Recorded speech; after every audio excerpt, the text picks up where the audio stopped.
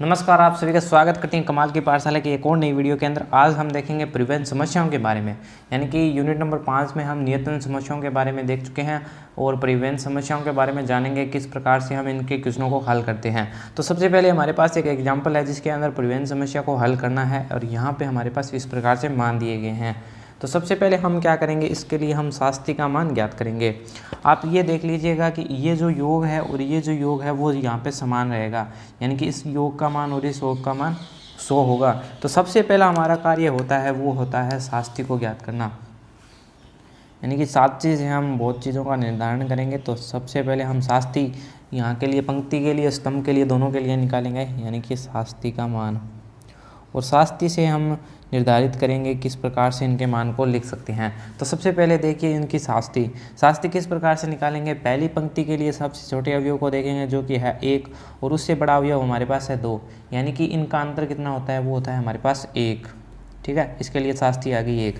फिर से देखा तो यहाँ पे हमारे पास था 1 और इससे बड़ा था 2, यानी कि इन दोनों का जो अंतर है वो हमारे पास आया 1।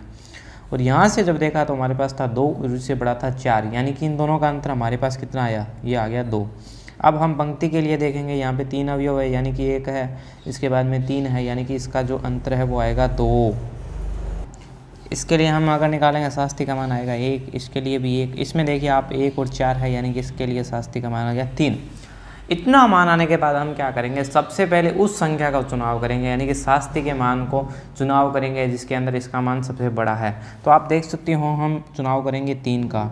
यहाँ पे आप 3 देखोगे तो शास्त्री में सबसे बड़ी है, यानी कि इस पंक्ति में देख लीजिए चाहे स्तंभ में देख लीजिए, यहाँ से देख लीजिए चाहे यहाँ से देख लीजिए, हमारे पास तो 3 है, वो शास्त्री सबसे बड़ी है। तो इस प्रकार से हम चुनाव करेंगे। अब यहाँ पे जो 1 है, यानी कि सबसे छोटा अवयव लेंगे, यानी कि यहाँ से सबसे छोटा अवयव कौन सा है, 1 है, इसको हम कार्य देने जा रहे हैं, यानी कि इसमें अधिकतम कार्य 10 दे सकता है ये, या ये दे सकता है 50। तो अधिकतम कार्य हम दे सकते हैं यहाँ पे 10, तो मैंने यहाँ पे 10 कार्य इसको दे दिया। किसके लिए, यानी कि अधिकतम जो है वो, यानी कि ये जो कार्य करने की क्षमता है उसको हमने लिखा है, तो वो कितनी है, यानी कि 10, यानी कि ये अधिकतम यहाँ पे 10 ही दे सकते हैं, क्योंकि यहाँ पे तो 50 दे सकता है, लेकिन यहाँ से जो क्या है कि पंक्ति के लिए, यानी कि स्तंभ के लिए केवल 10 ही है, इसलिए हम इसको 10 कार्य दे देते हैं। और इसके बाद में हमारे पास इसका जो कार्य है सभी बंट चुके हैं, यानी कि इसको हम गायब कर देंगे और एक नई पंक्ति का निर्माण करेंगे जिसके अंदर ये पद हो जाएगा हमारे पास गायब, और ये आ जाएगा 50 की जगह 40, क्योंकि इस पंक्ति के लिए बात करें हैं तो 10 कार्य हमने दे दिया है और 10 जो है वो इस पंक्ति के लिए हमने इसको दे दिया है, इसलिए ये पद तो हो जाएगा गायब और 50 की जगह रख देंगे 40। तो अगले हमारे पास इस प्रकार से एक और बन गई, यानी कि पंक्ति जो बन चुकी है हमारे पास।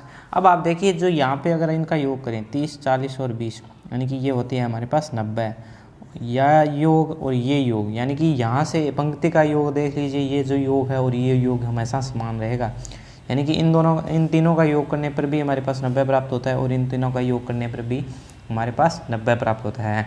तो इससे हमें पता चलता है कि हमने कहीं भी जो है वो मिस्टेक नहीं की है। फिर से हम ज्ञात करेंगे शास्त्री को। शास्त्री इसके लिए स्तंभ के लिए, शास्त्री हम निकालेंगे पंक्ति के लिए। तो सबसे पहले शास्त्री का मान यहाँ से निकालने जा रहे हैं, तो अब वही चीज़, यानी कि 1 और 2 को मतलब घटा दिया हमने, पास 1 आया, यानी कि यहाँ से जब घटाया तो 1 आया, यहाँ से जब घटाया तो 2 आया। इसी प्रकार हम नीचे भी याद कर सकते हैं, यहाँ से हमने जब घटाया तो 2 आया, यहाँ से भी जब इसको घटाएंगे तो 2 आएगा, नहीं 1 आएगा, इससे भी घटा देंगे तो हमारे पास क्या प्राप्त होगा, 1 होगा। अब हम देखते हैं कि 2 हमारे पास यहीं पे प्राप्त हो रहा है, 2 हमारे पास यहाँ पे प्राप्त हो रहा है, लेकिन जब आप देखोगे यहाँ पर जो 2 है ना उसके लिए अवयव 1 छोटा है और यहाँ पे 2 है उसके लिए 2 अवयव है छोटा है, इसलिए हम इसके लिए चुनाव करेंगे। तो सबसे पहले हमने इसके लिए चुनाव कर लिया। अब हमें क्या है, कार्य देंगे हम छोटी संख्या को, यानी कि सबसे पहले हम देंगे छोटी संख्या को। हमारे पास छोटी संख्या क्या है, 1 को अधिकतम कितने कार्य दे सकते हैं हम, तो सबसे पहले देखिए हमारे पास 1 को हम कितना अधिकतम कार्य दे सकते हैं। तो सबसे पहले हमारे पास है 20, यानी कि इसको हम 20 दे सकते हैं या हम दे सकते हैं 30। तो इनमें से सबसे जो छोटी मान है उस संख्या का हम कार्य देंगे, यानी कि स्तंभ के लिए जो मान है वो अधिकतम है 20, यानी कि 20 से ज़्यादा ये कार्य इसके पास नहीं है, तो यानी कि यहाँ पर जो कार्य की संख्या होगी वो होगी 20, क्योंकि इससे अधिक ये कार्य नहीं दे सकता। और यहाँ से इस पंक्ति को कर देंगे गायब, यानी कि 20 जो है वो कार्य बंट चुके हैं, तो इसके लिए हम इसको कर देंगे गायब। और गायब करने पर हमारे पास किस प्रकार का मान आएगा वो देख लेते हैं। तो फिर से हम इसके लिए शास्त्री का मान ज्ञात करेंगे। आप चाहे तो यहाँ पे इस 2 को शास्त्री के लिए इसका भी चुनाव कर सकते थे और इसका भी चुनाव कर सकते थे, यानी कि किसी भी चिन्ह का हम चुनाव कर सकते हैं। तो फिर से हम यहाँ पे शास्त्री का मान निकालेंगे। यहाँ से हो गया शास्त्री, तो आप देखिए 2 - 1 किया तो हमारे पास आया 1, यहाँ से भी आया हमारे पास 1, यहाँ से जब किया तो इसका मान आ गया 3, और यहाँ से जब इसको माइनस किया तो हमारे पास आया 1, यहाँ से भी जब हमने किया तो यहाँ पे आ गया हमारे पास 3। अब ये यहाँ पे भी 3 है, यहाँ पे भी 3 है, यानी कि इसका भी चुनाव कर सकते हैं हम, चाहे इसका भी चुनाव करते हैं, यानी कि इसके लिए एक बार चुनाव कर लेते हैं। इसके चुनाव करेंगे तो हमारे पास क्या होगा कि इसमें जो सबसे छोटी संख्या है वो है 20, और 20 को कितना काम दे सकते हैं, अधिकतम जो है 20 हमारे पास काम है, यानी कि 40 दे सकते हैं या 20 दे सकते हैं, लेकिन जो मिनिमम संख्या है वो है 20, यानी कि 20 देने के बाद यहाँ पे सब कार्य बंट जाएगा। तो इस प्रकार से होगा। और अगली स्टेप में क्या बनेगा, तो सबसे पहले हमने इस पंक्ति को कर दिया है गायब, यानी कि जिसको काम मिल चुका है।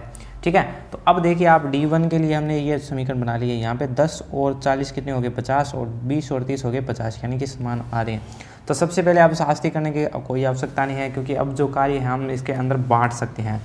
तो सबसे पहले हमारे पास है 1, सबसे पहले हम देंगे 1 को कार्य, तो यहाँ से 1 को कार्य दे सकते हैं 10, अधिकतम संख्या हमारे पास है 10, और यहाँ से इसको दे सकते हैं 30, लेकिन जो न्यूनतम मान है वो 10 है, वो यहाँ पे हम बांट देंगे।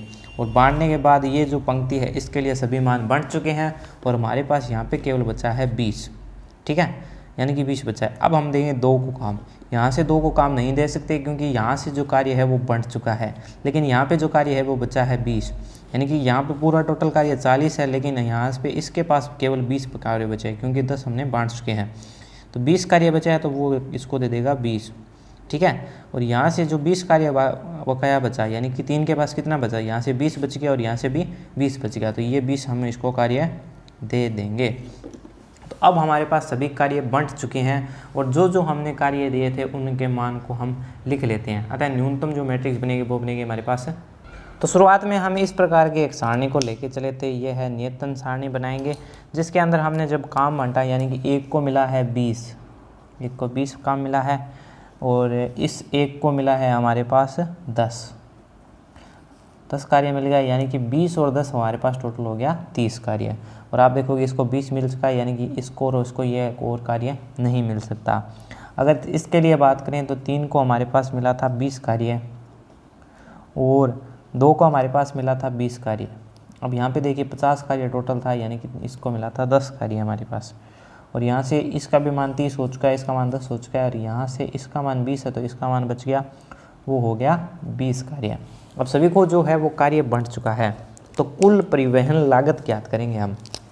तो कुल परिवहन लागत, अब कुल वहन परिवहन लागत ज्ञात करनी है, इसका मतलब है कि 1 × 20 करेंगे। सबसे पहले 1 × 20 प्लस में यहाँ से हमारे पास क्या है 1 और आ रहा है, 1 × 10 कर देंगे, यानी कि हमारे पास 1 × 10 कर दिया हमने, प्लस इसके लिए देखा 3 × 20 कर दिया हमने, 3 × 20 कर दिया, प्लस 2 × 20 कर दिया, यानी कि 2 × 20 कर दिया हमने, यहाँ से 1 × 20 कर दिया, प्लस में 1 × 10 कर दिया हमने, सॉरी 1 10 है यहाँ पे, और 2 × 20 है, यानी कि प्लस में कर दिया 2 × 20। और जब आप इन सभी को गुणा करके लिखोगे ना, यानी कि 20 हो गया, 10 हो गया, 60 हो गया, 40 हो गया, 10 हो गया, 40 हो गया, यानी सभी को गुणा करने पर हमारे पास आ गए 180 रुपये। और ये हमारे पास आ चुकी है इसकी परिवहन लागत। जो परिवहन लागत हमें ज्ञात करनी थी वो कर ली हमने 180 रुपये। अब हमारे पास क्या करेंगे, हम इस हल का इष्टतम परीक्षण करेंगे। इतना काम होने के बाद हमारे पास अब करेंगे इसका इष्टतम परीक्षण। तो अब हम करने जा रहे हैं भरी हुई कोष्ठकों की इष्टतम का हल, जिसमें हम कोष्ठकों की संख्या ज्ञात करेंगे, यानी कि m + n - 1 होना चाहिए, यानी कि हमारे पास n का माइनस और m का माइनस है, यानी कि 3 + 4 - 1 जो कि m है, यानी कि m × कोटि, यानी कि ये कितनी कोटि का है, यानी कि हमने देखा था कि इसमें अंदर पंक्तियों की संख्या तो थी हमारे पास केवल 3 और स्तंभों की संख्या थी 4, यानी कि 3 + 4 - 1 कर दिया, जिससे हमारे पास आया मान 6। अब आप देखिए जो हमारे पास एक जो नियतन सारणी प्राप्त हुई थी उसके अंदर कितने अंक है, यानी कि जिसको कार्य मिला है तो 20, 10, 20, 20, 10, 20, यानी कि 1, 2, 3, 4, 5, 6, यानी कि कुल 6 परिणाम प्राप्त हो रहे हैं। तो बढ़ी हुई कोष्ठकों की संख्या हमारे पास 6 आनी चाहिए थी, वो आ चुकी है हमारे पास, यानी कि जिनको हमने कार्य दे दिया, कुछ भी दे दिया है, इनके लिए आ चुकी है। अब जो दूसरा कार्य है वो करने जा रहे हैं हम। तो अब हम करने जा रहे हैं बढ़ी हुई कोष्ठकों के लिए ui प्लस वी जे का मान ज्ञात, यानी कि ui प्लस वी जे का जो मान होगा ना वो हमारे पास बराबर होगा, यहाँ से हम लिख लेते हैं। तो सबसे पहले है हमारे पास एक, यहाँ पे ये चीज़ आ जाएगी, यानी कि बढ़ी हुई कोष्ठकों के लिए एक बार लिख लेते हैं, यानी कि 3 और 2, 1, 2 और डॉट, और हमारे पास है डॉट, 1 और डॉट। ठीक है, यानी कि यहाँ पर तो हमारे पास है ui के मान और यहाँ हमारे पास होंगे vj के मान। अब हम यहाँ से ui और vj के मान ज्ञात करेंगे और फिर इनसे खाली कोष्ठकों की संख्या ज्ञात करेंगे। तो इसको करने के लिए चलिए करते हैं इसको। तो बड़ी सावधानी के साथ हम इसको हल करेंगे। इतना मान हमारे पास ज्ञात हो चुका है, यानी कि ui प्लस vj का हमने मान ज्ञात कर लिया है, जो कि बढ़ी हुई कोष्ठकों के लिए है। हम इसका मान खाली कोष्ठकों के लिए ज्ञात करेंगे। इससे पहले हमें ui और vj के मान ज्ञात करने होंगे। ui और vj के मान किस प्रकार से ज्ञात करेंगे, ध्यान से देखिएगा आप। तो सबसे पहले हम देखेंगे पंक्तियों को। इस पंक्ति के हमारे पास 2 अवयव है, इस पंक्ति के अंदर देखें तो 3 अवयव प्राप्त हो रहे हैं, इस पंक्ति के अंदर हमारे पास केवल 1 अवयव है। अब हमने स्तंभ के लिए सभी मान को देख लिया। अब जिसके मान के अंदर हमें सबसे ज़्यादा अवयव प्राप्त होंगे ना, उसके सामने हम 0 लिख देंगे। अगर यह समान प्रक्रिया, यानी कि अगर हमारे पास इस प्रकार से होता है कि दोनों पंक्तियों के अवयव और स्तंभ के अवयव समान है, तो कोई से भी अधिकतम संख्या वाली संख्या के आगे हम 0 लगा देते हैं। लेकिन आप देखिए इसके लिए क्या होगा कि सबसे पहले हम इसके लिए देखें, इसके लिए देखें, इसके लिए देखें, यानी कि जो दूसरी पंक्ति है ना उसमें सबसे ज़्यादा अवयव है, यानी कि 3 अवयव है। इसके लिए ui का जो मान होगा ना वो हमारे पास 0 प्राप्त होगा। तो अब हम निकालेंगे इस जो हमारे पास ui का मान प्राप्त हो चुका है 0, अब vj के मान किस प्रकार से ज्ञात करेंगे। तो सबसे पहले देखिए कि हमारे पास सूत्र होता है C22 है, इसके लिए हमारे पास U2 प्लस V2 होता है। यहाँ पे C22 क्या है, वो हमारे पास अवयव के स्थान को बता रहा है, यानी कि 1 के लिए बात करें तो वो है C11 के स्थान पे, यानी कि C11 का मान हमारे पास 1 है। अगर C12 का मान ज्ञात करें तो ये हो गया, यानी कि C13 का मान हमारे पास 1 हो जाएगा और C14 का मान कुछ भी नहीं है हमारे पास। इस प्रकार से हम कर सकते हैं, यानी कि C22 का मान यहाँ से हमने रख दिया 3, U2 का मान हमारे पास है 0, यानी कि ये जो हम निकाल चुके हैं ये है हमारे पास 0, और प्लस में है V2, यानी कि यहाँ से अगर V2 का मान निकालेंगे तो हमारे पास प्राप्त होगा 3। ठीक है, यानी कि V2 का स्थान ये तो है V1 और ये है V2, यानी कि इस स्थान के ऊपर हमारे पास एक मान आ गया जो कि आ गया 3। ठीक है, यानी कि ये हमारे पास है 0 और इसके लिए आ चुका है 3। अब इसी प्रकार हम यहाँ पे निकालेंगे इसके लिए पद के लिए, यानी कि ये है C23 का पद, यानी कि C23 का पद है, इसका अर्थ है कि U2 है और V3 होना चाहिए, यानी कि C23 का पद है हमारे पास 2 और U2 का मान है 0 प्लस V3, यानी कि ये पद आ गया हमारे पास 2। इसी प्रकार इसके लिए हम ज्ञात करेंगे तो ये पद आ जाएगा हमारे पास 1। और अब क्या करेंगे हम, इससे हम इस पद का मान ज्ञात करेंगे, और ये कौन सी पोजीशन पे है, यानी कि C है 13 के ऊपर, यानी कि U1 प्लस V3, और यहाँ से C1 का मान हमारे पास है 1, U1 का मान हमें ज्ञात करना है और V3 का मान हम निकाल चुके हैं, वो है हमारे पास 2, यानी कि ये हो गया 2। अब जब U1 का जो मान निकालेंगे वो आएगा हमारे पास -1। ठीक है, यानी कि यहाँ से ये जो आ गया -1 आ गया, तो इससे हम इस मान को निकाल सकते हैं। तो सबसे पहले हम क्या करेंगे -1 के लिए, यानी कि C11 बराबर करेंगे U1 प्लस V1। E11 का मान है हमारे पास 1 बराबर हो जाएगा -1 प्लस V11, यानी कि V1 का जो मान आ जाएगा वो आ जाएगा हमारे पास 2, क्योंकि ये जो माइनस का पद है इधर जाने के बाद प्लस का पद हो गया, यानी कि V1 का मान हमारे पास आ गया 2।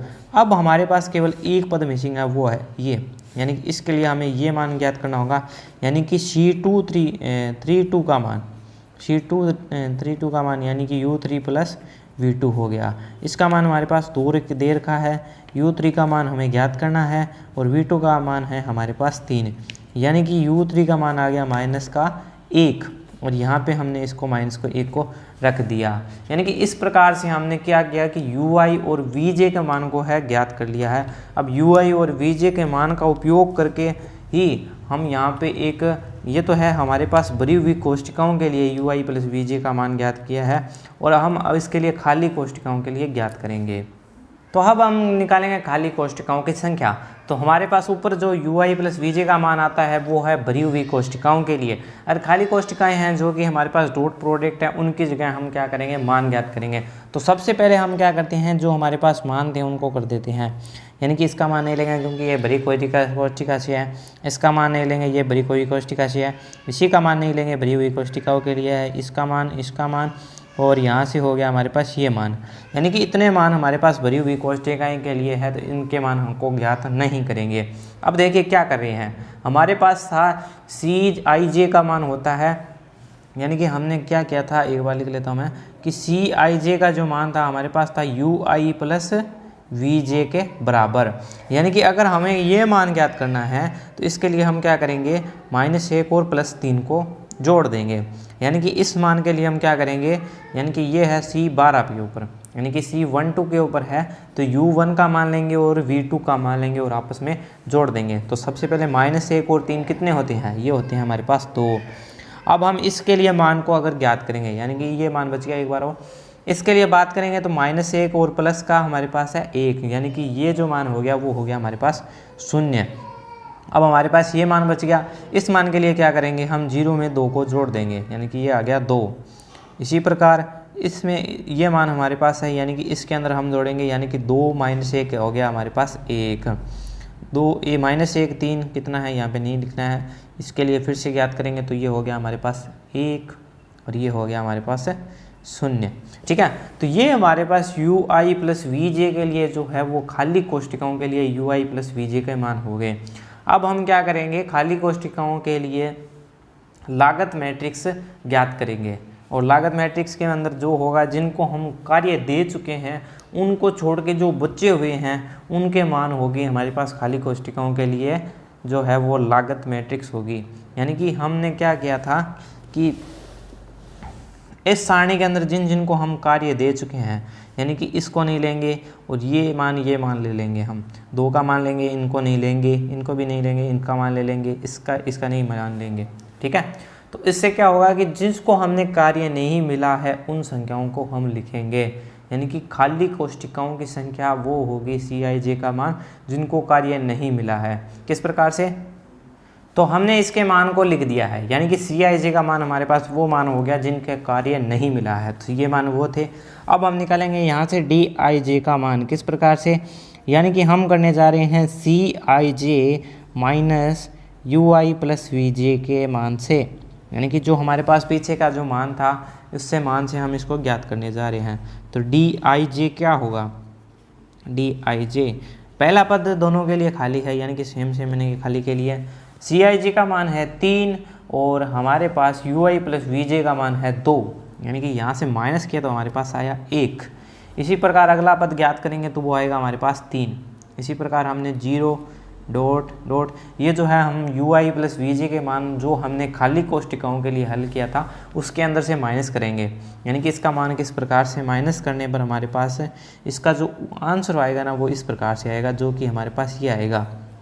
ठीक है, यहाँ से हमने क्या देखा, यहाँ से सभी जो है वो संख्याएं हमारे पास धनात्मक प्राप्त होती है। दूसरी चीज़ हमारे पास यहाँ पे एक शून्य भी प्राप्त होता है, तो इसके लिए हम क्या लिखेंगे कि Dij का मान या तो 0 से बड़ा है या 0 के बराबर हो सकता है। क्यों, क्योंकि हमारे पास एक 0 भी है, तो यहाँ पे Dij का अगर मान 0 से बड़ा होना चाहिए, सबसे बड़ी थी कि अगर वह 0 का मान बड़ा होता है तो कुछ क्वेश्चन में क्या होगा कि Dij का मान हमारे पास सभी धनात्मक होंगे, यानी कि Dij ये कहता है कि आपके पास जो मान होने चाहिए ना वो होने चाहिए धनात्मक या धनात्मक होने चाहिए, यानी कि अगर इस प्रकार का है तो अतः इसका जो होगा वो इष्टतम होगा, और इष्टतम होगा तो हमारे पास जो हमने की है कि कुल लागत ज्ञात की थी, यानी कि कुल लागत कितनी आ गई हमारे पास, और कुल लागत हमारे पास प्राप्त हुई थी 180। अगर इसको रुपए माने तो रुपए, यानी कि 180 रुपये प्राप्त हुए थे। तो इस प्रकार से इस क्वेश्चन को करना है। पूरा क्वेश्चन बड़ी आसानी के साथ हल हो जाता है। इसमें सबसे पहला क्या किया था हम अब जल्दी से देख लेते हैं।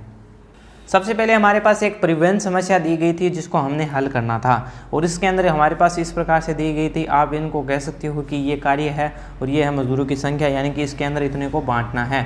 तो सबसे पहला हमारे कार्य था शास्ति, और शास्ति हमने ज्ञात करने के लिए, यानी कि पंक्ति की शास्ति ज्ञात करने के लिए सबसे छोटे अवयव में से उसे बड़े अवयव को घटा दिया, जिससे हमारे पास इस प्रकार से शास्ति बनी। फिर हमने देखा कि कौन सी ऐसी बड़ी शास्ति है जिसका हम प्रयोग करेंगे। तो 3 जो है वो इसमें सबसे बड़ी शास्ति है, यानी कि 3 के लिए चुनाव करेंगे। इस पंक्ति के अंदर जो सबसे छोटा अवयव है ना, उसके लिए हम कार्यों को बांटेंगे। तो इसमें सबसे छोटा अवयव था 1, उसको अधिकतम कितना कार्य दे सकते हैं, तो इससे 10 कार्य दे सकते हैं, क्योंकि इसकी तो क्षमता है 50, लेकिन इसकी केवल क्षमता है 10, यानी कि इससे ज़्यादा ये कार्य नहीं दे सकता। तो सबसे पहले हमने इसको 10 कार्य दिया, और देने के बाद ये हम इसको पूरी पंक्ति के लिए कार्य बंट चुके हैं, यानी कि हमारे पास टोटल 10 थे जो कि हमने 1 को दे दिए, यानी कि पूरे कार्य बंट चुके हैं। यानी कि इस पंक्ति को हम कर देंगे गायब। गायब करने के बाद हमारे पास इस प्रकार की पंक्ति आई। फिर से हम शास्ति को ज्ञात करेंगे, उसी प्रकार को दोहराएंगे, जिससे हमारे पास एक नई पंक्ति प्राप्त होगी, और अंत में हम सभी कार्यों को बांट देंगे। यानी कि अंत में हमने क्या किया, सभी कार्यों को बांट चुके हैं। बांटने के बाद हमारे पास एक नियतन सारणी प्राप्त हुई है। ये नियतन सारणी हमारे पास प्राप्त हो चुकी है। यहाँ पे मैंने यहाँ पे एक नियतन लिखा है, नियतन सारणी हमारे पास प्राप्त हुई है। यानी कि जिसको हमने कार्य बांटा है उनको गुण बढ़ते लिख दिए, यानी कि इसको 20 दिया, इसको 10 दिया, यानी कि टोटल हमारे पास कार्य था 30, यानी कि ये बंट चुका है। और यहाँ से आप देखिए 20 कार्य मिल चुका है। अगर इसके लिए बात करें तो 10 मिल चुका है, इसको 20 मिल चुका है, यानी कि टोटल हो चुका है हमारे पास 30। और इस प्रकार से सभी को कार्य मिल चुका है। यानी कि कुल परिवहन लागत, यानी कि इसको 1 को 20 दिया, यानी कि 1 × 20 हो गया। फिर हमने 1 को 10 दिया, यानी कि 1 × 10 हो गया। इसी प्रकार सभी को गुणा करके जोड़ दिया, जिससे हमारे पास 180 रुपये प्राप्त हुए। तो ये तो हो गई न्यूनतम लागत। अब हम इष्टतम हल ज्ञात करेंगे कि क्या है, हमने जो सिद्ध किया है वो सही है या नहीं। तो इसके लिए हम सबसे पहले कार्य करते हैं भरी हुई कोष्ठिकाओं की संख्या, यानी कि m + n - 1। यानी कि ये जो हमारे पास एक सारणी बनी थी वो कितने कोटि की थी, कोटि थी। यानी कि इसके अंदर 3 पंक्तियाँ थी हमारे पास 4 स्तंभ से, यानी कि 3 + 4 - 1, यानी कि 6। क्या इसके अंदर 6 अवयव आ रहे हैं? तो हमने देखा कि 1 2 3 4 5 और 6 अवयव प्राप्त हो रहे थे, यानी कि ये जो पहली शर्त है उसको करता है। दूसरी शर्त के लिए सबसे पहले हम निकालेंगे ui + vj का मान। तो सबसे पहले जिनको हमने कार्य बांटा है उन सभी को हमने लिख दिया, यानी कि जिनको कार्य दिया था भरी हुई कोष्ठिकाओं के लिए, और उसके लिए हमने ui और vj का मान ज्ञात करेंगे। और वो किस प्रकार से करेंगे, तो सबसे पहले हम देखेंगे कौन सी ऐसी पंक्ति है जिसके अंदर अवयवों की संख्या अधिक है। तो हमने देखा इसके अंदर 2 अवयव प्राप्त हो रहे थे, इसके अंदर 3 और इसके अंदर 1। फिर से स्तंभ के लिए हमने देख लिया, तो हम उसके सामने 0 रख देते हैं जिसके अंदर सबसे अवयव की संख्या सबसे अधिक है। तो हमने देखा कि इसके अंदर जो है वो अवयव की संख्या सबसे अधिक है, तो हमने इसके सामने 0 रख दिया। और इसके लिए हमने हल किया था, यानी कि Cij का मान हमारे पास प्राप्त होता है, यानी कि ui + vj के मान के बराबर। तो इससे हमने क्या किया, u2 का मान यहाँ पे u2 रखा, और इससे हमने पंक्ति से इसके v के मान ज्ञात कर लिए, यानी कि ये जो मान है हमने ज्ञात कर लिए बड़ी आसानी के साथ। इसके बाद में हमने क्या किया है, खाली मैट्रिक्स का निर्माण, यानी कि ये तो हमारे पास जो प्राप्त हुई थी ये थी भरी हुई कोष्ठिकाओं के लिए। अगर हमारे पास एक खाली कोष्ठिकाओं के लिए ज्ञात करनी हो तो किस प्रकार से हम ज्ञात करेंगे, यानी कि ui + vj, जहाँ पर हमारे पास ये भरी हुई संख्याएं थी उनको डॉटेड लाइनों से हमने डॉट से एक दिखा दिया, और बाकी संख्याओं को हमने ui + vj से vj करने पर जो प्राप्त हुआ उनको लिख दिया। तो ये हमारे पास हो गई ui + vj के लिए खाली कोष्ठिकाओं की संख्या। अब हम क्या करेंगे, खाली कोष्ठिकाओं के लिए लागत मैट्रिक्स, यानी कि Cij का मान, यानी कि जिनको कार्य नहीं मिला, जो हमारे पास जो वंचित रह गए कार्य थे उनके मान हमने लिख दिए। और ये जब सब मान लिख दिए हमने, तो यहाँ से हम Dij यानी कि Cij - ui + vj का मान ज्ञात करेंगे। और इसका जब मान हमने ज्ञात किया तो सभी के मान जो है वो धनात्मक संख्याओं के रूप में आए, यानी कि हमारे पास एक 0 प्राप्त हुआ और बाकी जो संख्याएं थी वो धनात्मक प्राप्त हुई। यानी कि हमने कहा कि Dij का मान धनात्मक है, अतः हमारे पास क्या होगा, इष्टतम हल होगा। इष्टतम है, यानी कि ये जो है वो इष्टतम है, यानी कि इसके जो कुल लागत थी वो 180 रुपये आ गई। तो इस प्रकार से हम परिवहन समस्याओं के क्वेश्चनों को हल करते हैं। तो कुछ इसी प्रकार के जो है वो और क्वेश्चन है जिसके अंदर हमारे पास कुछ फैक्ट्रियाँ दी हुई होगी, फैक्ट्री कि फैक्ट्री की जो क्षमता होगी वो दी होगी, वेयर हाउस दिए होंगे, यानी कि इस प्रकार के बहुत सारे क्वेश्चन बनते हैं जिनको हमें इसी प्रकार से हल करना है। तो परिवहन समस्याओं के रूप में इस प्रकार के हमारे पास काफ़ी सारे क्वेश्चन बनते हैं जिनकी जो प्रक्रिया है वो सेम रहती है और इनका जो मान है हमारे पास वो आता है धनात्मक ही। यानी कि आप जो प्रत्येक क्वेश्चन के अंदर देखोगे तो हमारे पास एक धनात्मक ही मान आएगा जिससे हम पता लगा सकते हैं कि क्या ये जो है वो इष्टतम हल है या नहीं। तो कुछ संख्याओं के अगर अंदर हमारे पास अगर माइनस का चिन्ह आता है जो प्रदर्शित करता है कि ये इष्टतम हल नहीं है, तो हम उसको थीटा ज्ञात करने की विधि द्वारा अलग विधि से ज्ञात करते हैं। तो चलिए इस क्वेश्चन प्रकार के हमारे पास यहाँ पे क्वेश्चन थे। तो मिलते हैं अगली वीडियो के अंदर और इंटरेस्टिंग टॉपिक के साथ।